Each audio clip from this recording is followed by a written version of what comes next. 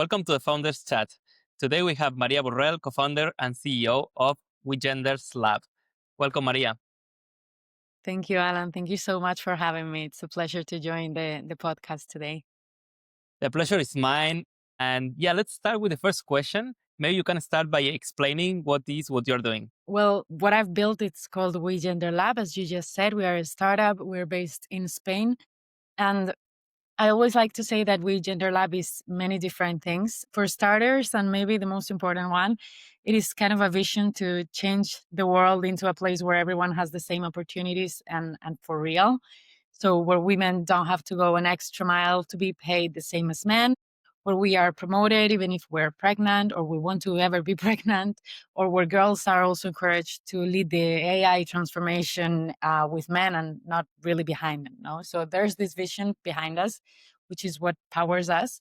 Then we is also a tool. It's a tool to help companies make these changes and also drive positive impact in the world, in the people they work with, in their efficiency, in their numbers, and also in the footprint that they are living. We are also a team of very passionate people actually fighting for the same goal with a lot of conviction, and we love what we do. No, so what we've built with these ingredients is a platform that actually helps companies measure gender equality in the workplace and assess the creation of different equality and diversity strategies or action plans to get them where they actually should be or where they would want to be.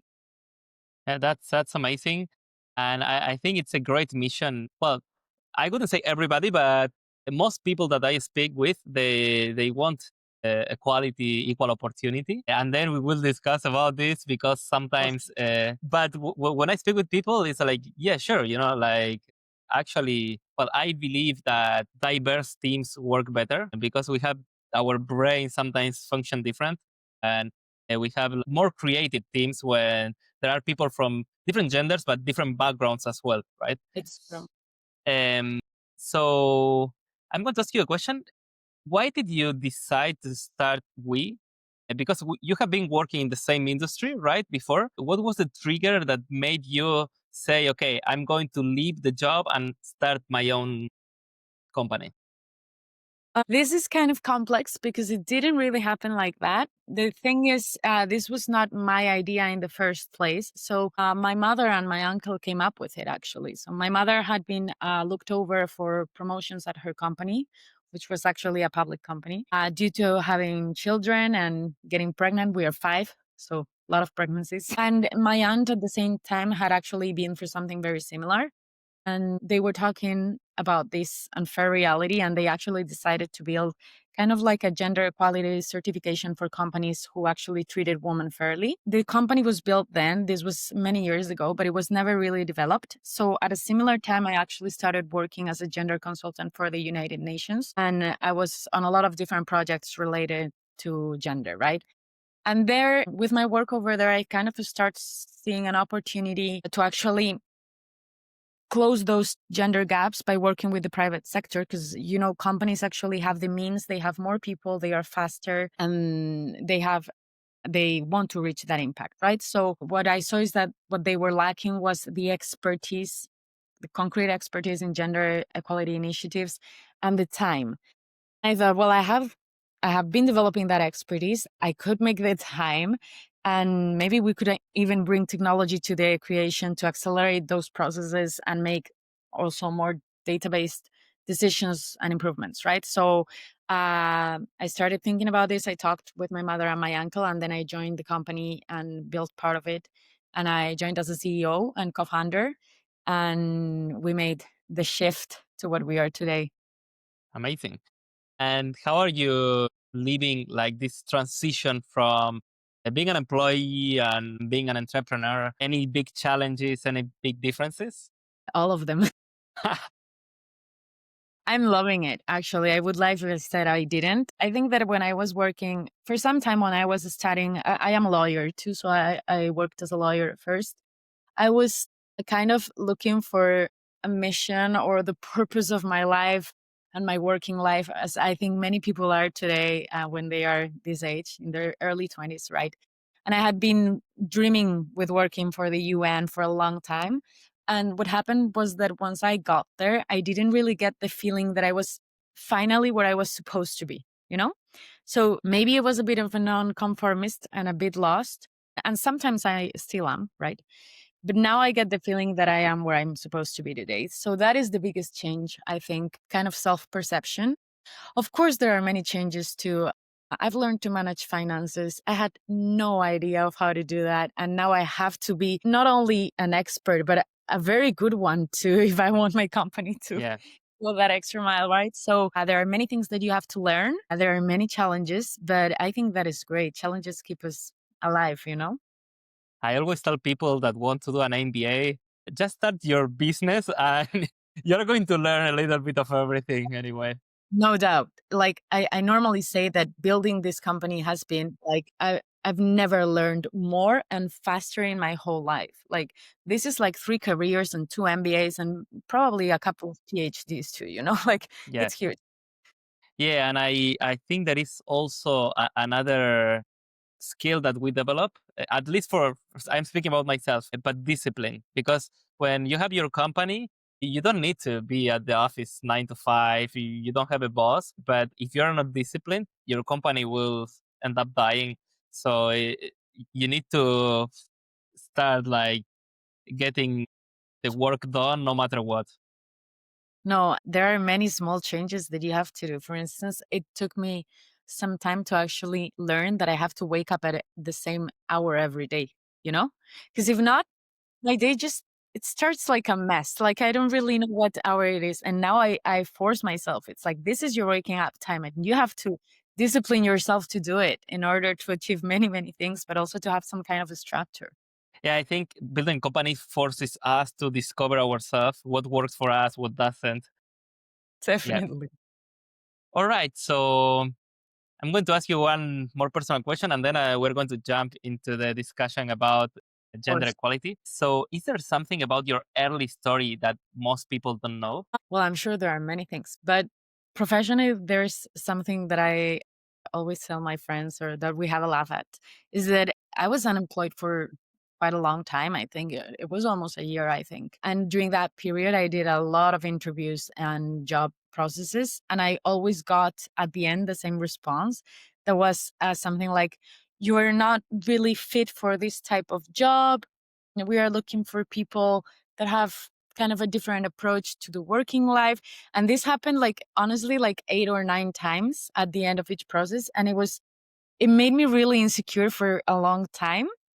And now when I think about it, I think that it kind of makes sense. I mean, I was doing job interviews for big law firms or big fours, consultancy, huge consultancy firms. And I was really never fit for that. Like now I see this as a kind of a compliment for myself. Of course, this works Yeah. for everyone on their own way. But it took me some time to get there, you know, to know that this is not something bad. This is actually something that I enjoy, that I am proud of. But yeah, a Sometimes, lot of projections. wow. Yeah, this is super tough. And I found myself not in the same scenario, of course, but different scenarios in life where I thought, okay, I'm so unlucky. Why this is happening to me? And then after a few years, kind of it all makes sense, you know? And I'm grateful that happened because you either learn a lesson or you end up in a place that you're more comfortable. I think that these type of things, when you're in the middle of them, you don't really see the bigger picture, right? But sometimes time goes by and you understand, like, Yeah. this is how it's supposed to be. Yeah. Even a business not working, things that when you're experiencing them, it's really painful. It feels like hell. In the future, you learn lessons and you learn how to value other things, or, you know, like it depends on the context. But yeah, this is very true. Definitely. All right. So, equality. So, what are I you know nothing measuring? about it. I know nothing about it. Sorry. What are the KPIs? What are you trying to measure? Because sometimes when we think about equality, actually, I prepared a little bit before the interview because for me, equality is equal opportunity. But then Oh, I discovered that it's not just equal opportunity; it's also equal representation. There are other things involved. So how do you measure it? there are a lot of different things involved, and we actually use a framework developed by the United Nations to measure gender equality in companies, okay, in the workforce. So we measure 4 different areas of work. We measure gender equality in the company leadership, and this is not about numbers, okay? Of course, numbers matter because they show us our reality. But this is about how's the vision that the management of the company is spreading through the whole company. Is this a vision that actually promotes people the same way, that gives equal opportunity, that values diversity, or is it not? And then the second area is the pure workplace. So this, what we measure here are internal policies and processes, and if they are actually fair for everyone. For instance, here is where we look for gender gaps in salary, in promotions, in access to the company, in violence prevention. We check the numbers. We check if there has been any use of the whistleblowing channels, by who, what percentage of women, men, or non-binary people are actually getting promoted or not, comparing to the general percentages. And then the third area is called markets. And what we measure here is the company impact on the global market. And this is seen through marketing perspectives. What is the type of communication that you're getting out there, but also how is your supply chain? Are you actually promoting women-owned business also, not only men-owned businesses? Are you helping the companies that you work with get on with their gender equality movement, make little actions to promote workplaces that are treating everyone fair? And then the fourth area is called community. And what we check here is the impact that the company has with this gender lens on the community, where the local communities where it operates, right? And here is more about alliances, support to different movements or NGOs, measuring a little bit also if they are doing any local projects on the cities or the countries where they are based, and so on, right? So we have these 4 different areas. Each area covers a lot of different things. It's very structured. It's based, again, on UN recommendations and best practices. And we have a lot of different KPIs to measure every one of these little sub areas. We could call them. Yeah. Sometimes for me, it's hard to picture it because I haven't experienced like a culture or a company that, how do you call it when they are not following these policies? Discrimination, or I never been Yeah. in this kind of company that discriminates one gender, right? So for me, it's hard to picture because if I need to choose somebody for promotion, that's the best performer. What I have seen startup growing is that I heard this kind of conversation. Okay, we need to hire. It was a C-level executive, and it needs to be a woman because we're all guys, And this kind of caused a bit of, I could say, the opposite of equal opportunity, right? Because we were kind of discarding the other gender because for different reasons, even to have this diverse leadership team, I think this is a good thing for the company. So in that case, we chose to prioritize getting like somebody from a specific gender. Have you seen that? We've seen a lot of different things. We've seen almost everything, I think. I'm going to talk about the 2 things you were addressing. There's this discrimination today in our countries, okay? It doesn't really happen like in such an obvious way. So you have to look a little bit to find it. And by this, I mean, sometimes imagine there are people that make decisions around hiring, right? So sometimes they say, we're going to look for the best performer. Okay, so what do you call a best performer? Because there are unconscious biases that are actually making us choose people that are of a particular gender if we see them as, for instance, if we associate that men are better at making decisions, then we are looking to fill up a place that is a management role. And then we say, okay, this will probably be a best performer, right? She's going to be more emotional. So these are things that sometimes happen in our head. So it's very hard to figure out if they are happening or not. But numbers talk a lot too. And if all your last hirings have been, or your last promotions have been men, and there are women in your company that could have been promoted, we have to take a look at, why is this happening? Why? What are you describing as a best performer? Are there biases in the terms or in the conditions that you're looking for? Let's take a look, right? Because many times we're not being conscious of what we're doing or what's happening. And then the question of the year, right? About hiring women just because they are women and making even numbers. This is something that the companies that we work with know that our approach is never promote a woman because she's a woman. First of all, this hurts women a lot because you get there and people are asking or you have to justify that you're there because you're actually good.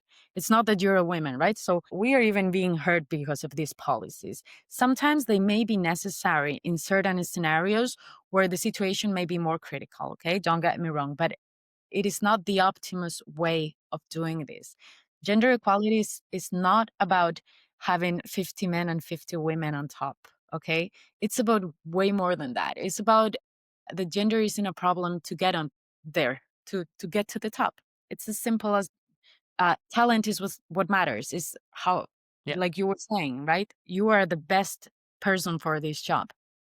No, I fully agree, and I can understand that it was like in the past there was a lot of discrimination. That's why I understand it's important to have equal opportunity. Sometimes I feel that it can be counterproductive in companies that try to remove bias and try to do things the right way, and then there is a press release with the stats and the numbers, and this company looks bad if if the leadership is not equal, for example.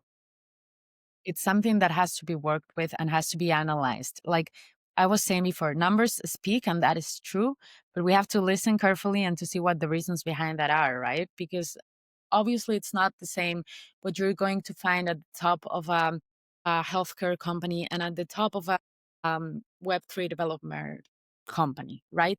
Because there are not the same number of women and men in every technical position, in every career, and this is something that has to be worked with also from an earlier start. We're talking about children here, but the context matters and we have to take it into consideration. Yeah, now that you're saying this, it's funny because I studied computer science, and we were like 400 when we started. There were like 5 girls.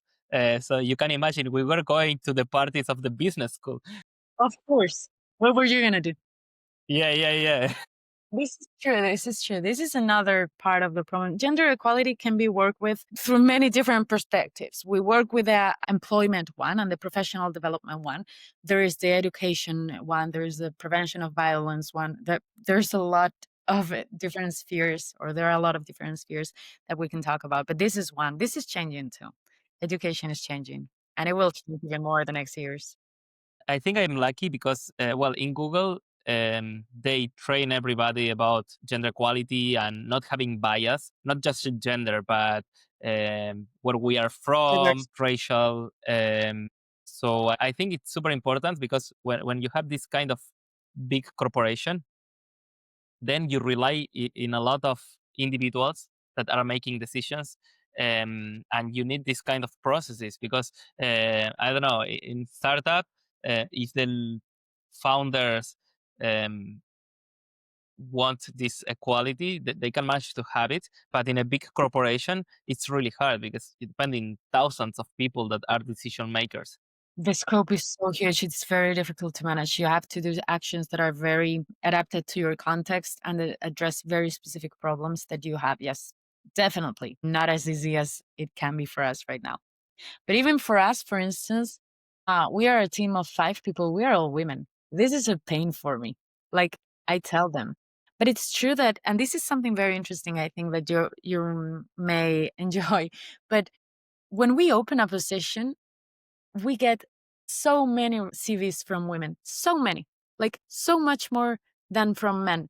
And that is because of the mission we have. The mission is what is driving people towards our startup. And we opened a position for product development, and this was a technical position. And we got 80% of the CVs were women. And I have clients that they have companies in IT and they are like, we don't get CVs from women. And I'm like, you have to promote your mission. This is something that has been like a huge, I don't know, surprise for us. Yeah, yeah, yeah, that's interesting. And I'm sure you had this conversation. We should hire a guide, right, to have. Yeah, I was like, where are the men? Like, they need to join us. Yeah, yeah, yeah, yeah. No, we have advisors that are men. We have people in financials that are men now, but the core team, we're all women. Yeah, Happens. I think it's important to be clear with the mission, which is equality, because now there is kind of this social fight because there are a lot of people that are claiming more rights for women. And I think we should target equality, right? It's true that equality is the end, right? And that doesn't mean going over the rights of men. This has to be very clear for everyone. Yeah, It's true that sometimes you need positive action towards women because we are obviously not, we didn't start from the same point. This is historical. This is not, I mean, it's not your fault. It's not mine either. It's the ways the world were when we came here, you know? So that's the reason why there's still a lot of movement and a lot of actions towards that. But for sure, like you're absolutely right. Equality means equality. yeah. I think that there is a line there that is easy to cross sometimes, so yeah, It's it's very complicated. complex. It's very, how do you say this in English? You were saying it before. Controversial. It Yeah, is. yeah, People love getting into controversy about this. It's very yeah. easy. And also like strong positions they get a lot of reach in social media, so I think people are getting a stronger and stronger position. Oh, yeah. I don't know. Yeah, that's true. Social media is perfect for that too. Yeah. Yeah. All right, so let's switch to you as a founder. How does a regular day looks like to you? This is a good question. I work a lot. I think this is a founder's reality. I don't know if you agree with me. We just work a lot. Yeah. At least we work doing something that we enjoy, right? This is what I tell myself. I wake up at every same hour every morning, as I was saying. No, but I try to keep my head clear for the end of the afternoon. I try to go outside at least to breathe air. I try to be with my friends, my family. I don't know. It's just, what do you want to know? My day as my working day or like how I balance? No, in general, how you balance? Most there are a lot of founders that wake up early and go for a run, and this is a non-negotiable because this is what keeps the sanity. So I don't know, what do you do to balance the stress of being a founder? I am not a sportive woman. I do not do marathons or these kind of things that everyone's doing right now. I admire people who do. I think that gives you a lot of determination and I maybe should start running. This is something that I think about a lot when I go to bed. Never do. What I do for balance is I call my siblings. This may Okay, sound weird, but we are now living in different parts of the world. We are five, as I was saying before. And they give me a sense of reality and they put my feet back in earth. They are all doing very different things and we are very different people. But I really enjoy talking with them. And this kind of keeps me very grounded and very balanced too. So this is something that I enjoy doing. My family is very important. great. Yes, about running, I am into running. It's like everybody is into running now. I look through the window. There are people running over there, like right now. Like, what's Yeah, happening? I don't know, but it's insane. And I run my first marathon like 2 years ago, actually in Lanzarote. So after that, I have so many friends that went into running. And my advice for you, if you want to start, Great. um, do it for 30 days in a like build a plan and do it. And Every after day. that, huh? Every Every day day, for 3 days. I Okay. would say at least 3 days per week, right? But do it. And then after these 30 days, you decide if you like it or not.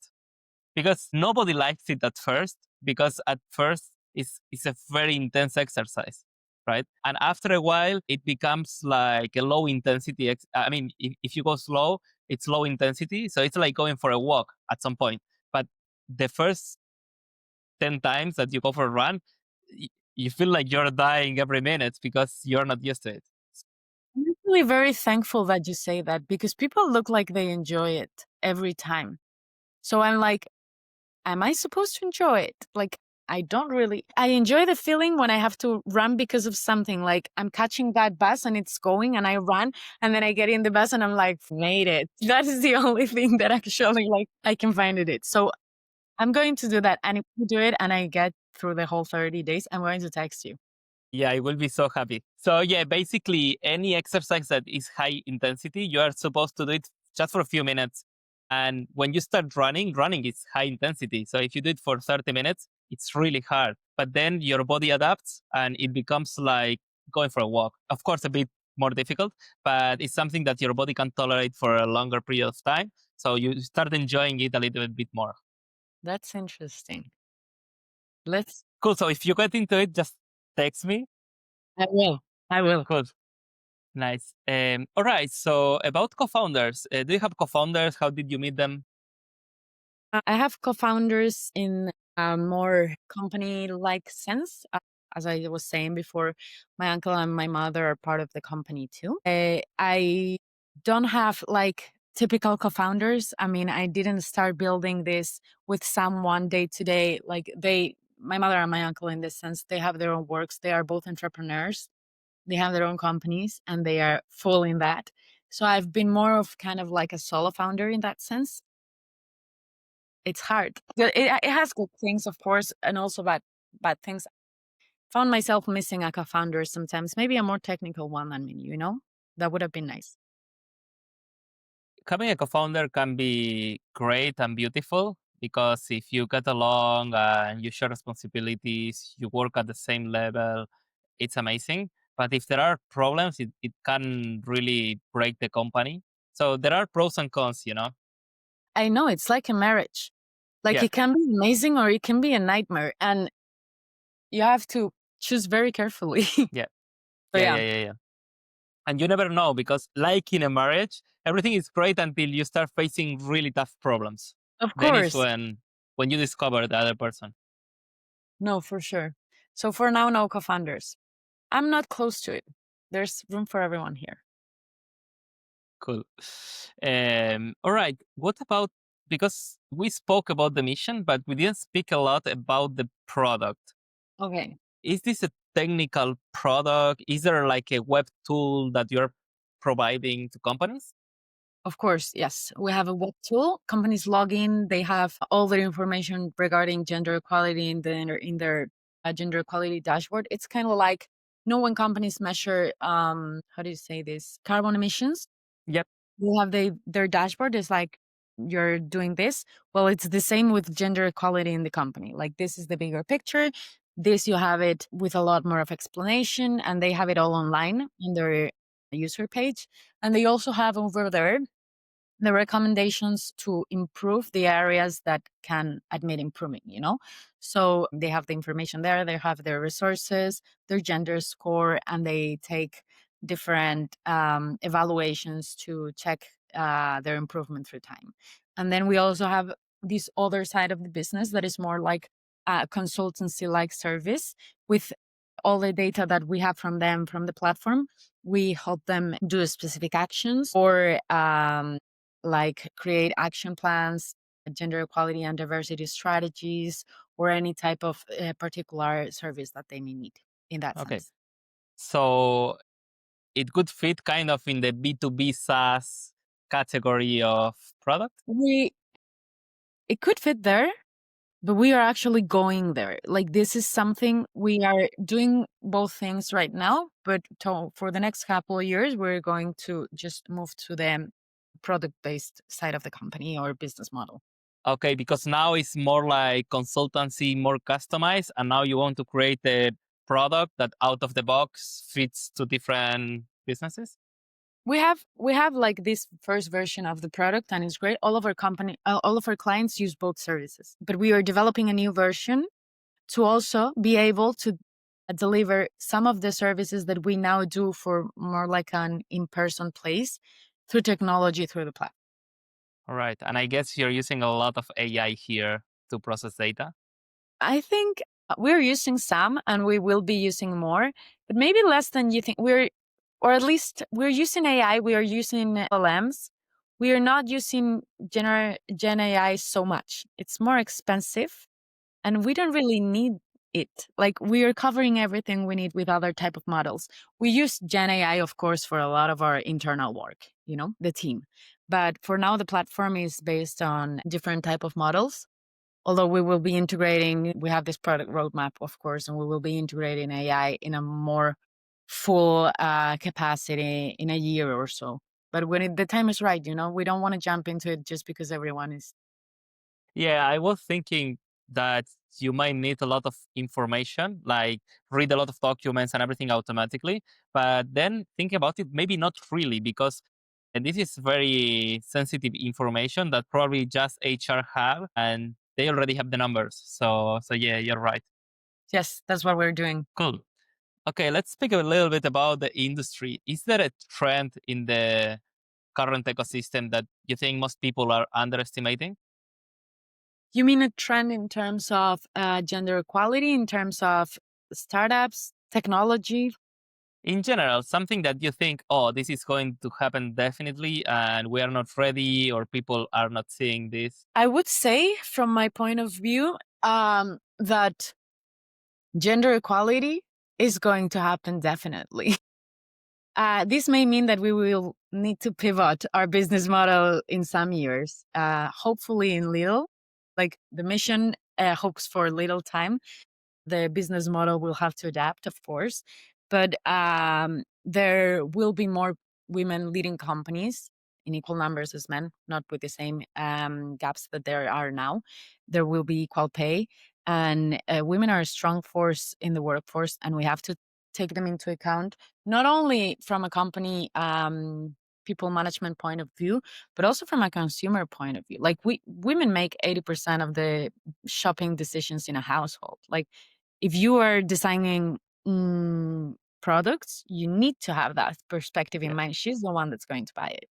So this incorporation of the women to the workforce and the gender equality that is coming along with it is something that is going to happen and that we need to prepare for from different points of view. There's a lot of opportunity over there to be taken into the map. I think there is a big need. Actually, this is something interesting that I'm going to tell you.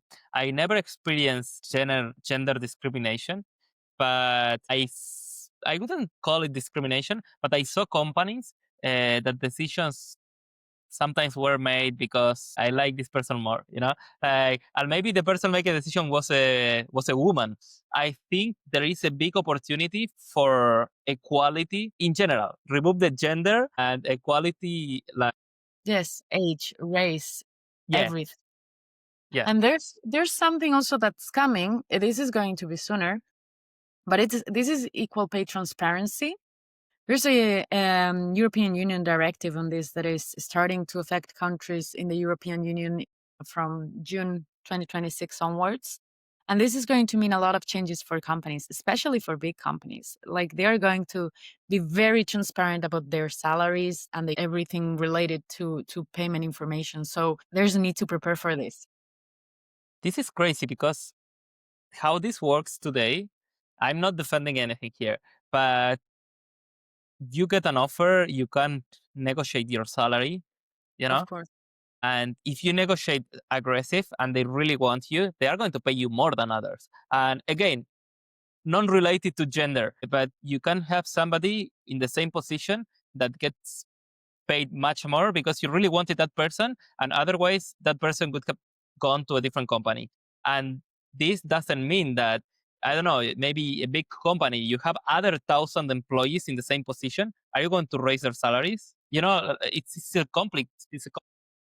There are a lot of things that I think can make a difference. First, if you're willing to, like, maybe if that person is asking for a bigger salary, there needs to be a different category for that person so that, I don't know, the things that that person is bringing to the company are more valuable.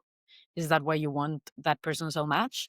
Then there's different categories for that. But honestly, what we were talking about in light of this is that the EU transparency directive that is going to affect our countries and everything, it is not so much like the obligations that it has is to be very transparent on salaries.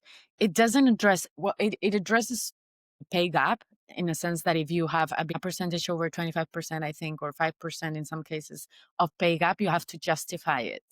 But the first obligations are towards being open about what you're paying people. This is super, super complex topics because, well, what I mentioned before, but also, I've been having long conversations about this topic in the past with co-founders and leaders because people tend to think that they get paid more than others. And if it's not disclosed, if it's disclosed and somebody gets paid, it's paid a little bit less or even the same as others, it can cause demotivation. It's like if we are super transparent, we can make people less happy. And maybe this is something that we have to learn as society and it's going to work. But now what happens is companies that not all of them, that there are not big, but maybe there are big studies, but I know companies that try to be super transparent and it was counterproductive. And the same with startups sharing the runway, right? Some startups started sharing the runway and sometimes it was like, okay, we have money for 20 more days and then people started leaving the job. It can be dangerous. My question there, I think, and this is my personal point of view, of course, if you share your runway and you have people leaving your company, which can happen, it can backfire. Who is leaving and who is staying? Because maybe I just want the people that are staying to stay. You know what I mean? So this is, of course, in a very specific case, the one you were as an example. But pay transparency is about more than transparency itself. You know, it's about fairness also, and it's about making employers and companies just a little bit more, I don't know, acknowledge the responsibility they have and the impact they have in this sense, right? And sometimes, I don't know, sometimes and I'm saying this as employer, all the people that work with me have access to what everyone gets paid and why. And they have that information. Of course, we are 5 people now. Maybe we can still do this till we get to 30, but then it's very difficult. We will have to do it because we will be obliged to. But the thing is that if you explain why things are the way they are and you are fair, you're actually promoting also fairness and promoting openness through your teams, you know? And sometimes when you pay more for someone that actually negotiated more, what you are kind of rewarding or you are kind of punishing people who are not such a huge fighter. And not being a fighter in that sense doesn't mean that you are a worse employee for the job that you do, you know? So you have to actually value talent for what it's worth. Fair point. Fair point. Yeah. I can't argue that. Yeah, No, but you're right. it's difficult. It's complex. There are a lot of different points of view to take into perspective, and this is maybe easier or more clearer for me because my company is not that big right now. We will get Yeah. there. Yeah. I think a lot of problems start coming when the company grows because you kind of lose controls and you Of course, delegate decision making to managers. At the beginning, you can't trust everybody because you choose them. But if the company gets big enough, then you're not going to even know these people. So it gets more complicated. for sure, no doubt. Yeah. All right. So now I'm going to ask you a personal question. How do you define success for you? What is success? I like this question. I used to think a lot about it and be like, is it having a lot of clients? Is it no, I think it's just being happy. For me, like at the end of the day, when I ask myself, like, do you think you're successful? I say, yes, I'm incredibly happy. I could have more money. I could have more time. I could have a bigger company. But those things maybe come in the future. They maybe don't. But the thing is that I'm happy with what I do. I'm happy and very happy with the mission of what I do. And I enjoy my work. And I don't know, my personal life is also at a very great point. And this is very important for my success too, or my definition of success. So I guess that's what I would say. What would you say? I think this is a very interesting question. Yeah, it's super interesting. I think we are all looking forward to be happy, and happiness is different for different people. Of course, In my case, I want to have a positive impact in whatever I do. This is kind of a requisite, a requirement for me to be happy. And then on the execution, right, on the day to day, the way for me to measure it is being healthy. If this is super important, having enough money to have a normal life, because when you don't have money to live in a nice place, then it's complicated. And then having healthy relationships, and family. So these three pillars, I think, are mandatory. I think, yeah, I agree with you on what you were saying also around, well, obviously personal relationships. Those are a huge part of it, right? Work is not everything. Yeah. And yeah, I can't agree more with having a positive impact in the world. I think this is something I've been looking for and trying to do since I was very young, and definitely makes me happy, which means it's kind of a success too. Yeah. And I have been trying, building a company or working for a company. And now I think I arrived to a point where I believe now that if I work for a company that have similar values and is doing a positive thing, I will be happy. So this is what I'm going to do Uh, next. that's a huge talent trend these days, especially for Gen Z, I think. But looking for companies that actually share your own values and have a positive impact in the world, this is big for us. I think it's super important because otherwise everything else is okay. But if you hate your environment every day, you can't No, be happy. I mean, like, you spend a lot of hours a day working, and the only thing that you spend more hours on than working is sleeping. So, what are you doing with all those hours? What are you contributing to? Are you proud of it? Like, for me, that's a must. I have to be proud of my work. I want to know that my hours, my time is contributing to something bigger than me. Yeah, yeah, yeah. Otherwise, it feels like we are wasting our lives. So I Yeah, fully that's agree. the purpose of your life. Well, Yeah. I don't want anyone to see this and be like, what's the purpose? And if you can give an advice to your 22 years old self, what advice would you give? I think I would tell her to keep going. My 22-year-old self was very lost. And I think I would tell her, hey, that's okay. Only the people who are lost actually look for a path. So it's better to be lost and be searching than to be just okay or to settle for something that you don't really, or that isn't really fulfilling for you. So yeah, I would tell her, "Hey, keep going. You're doing great. You're gonna be even better in some years. You don't know it yet, but this is the right." So basically, nothing that is going to change what she does, but enjoy more like the journey. It's going to be fine. No, Yeah. don't get me wrong. There are a lot of things that I could have done better, and there are a lot of things that I could change for the better, no doubt. But I actually find that there's something very, very useful in making mistakes. So I wouldn't change those mistakes. Like, I think mistakes are what get us to where we are, and mistakes are what make us different? So those mistakes had to be done. I fully agree. And actually, I could do the same. I wouldn't tell something that is going to drastically change the future because this, unfortunately, we learn with pain. So this is the only way. No, it's a way of learning, and it's not, I mean, it Yeah, makes us better. It makes us more prepared. So they're gonna definitely. keep going. All right. And if you have to send a message to your customers or potential new customers, Okay. So to my customers, I would say thank you, because maybe I think a couple of them already know it.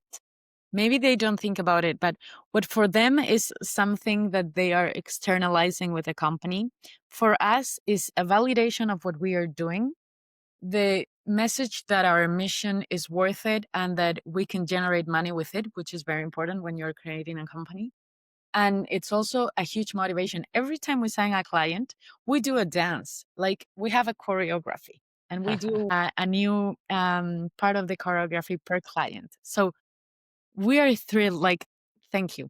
Trusting us is what makes this company work. And to our potential new clients, I would say, I this is going to sound very cocky, but I honestly, and this is the truth, I don't think there's another company in our country doing what we do better than we do. And not because of we have, like, there are companies that are doing things very, like, great, but our approach is just different. Like, we're very focused on impact. We believe in this mission with our whole hearts, and that is so, like, that's a huge difference, and that is what makes us. So if you want to make a change and not just do a legal check, we are the ones you should go to. Yeah, I can feel this by speaking with you because I didn't know what to expect before because we just met today. But I know that some companies are just trying to to check the boxes It's true. and There's have the quotas, and this is not what you are doing. You're trying to solve the root problem. So this is amazing.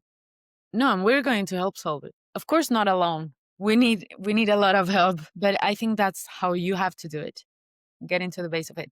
So yeah, Great. Okay, so I'm going to ask you a last question. We have covered mostly everything, hey, and great. this one is: what is your superpower as a founder? This is a very hard question because I don't particularly enjoy talking about superpower. But this past year I found out something that I think I'm good at. And maybe I'm better at than anything else that I do. I motivate people.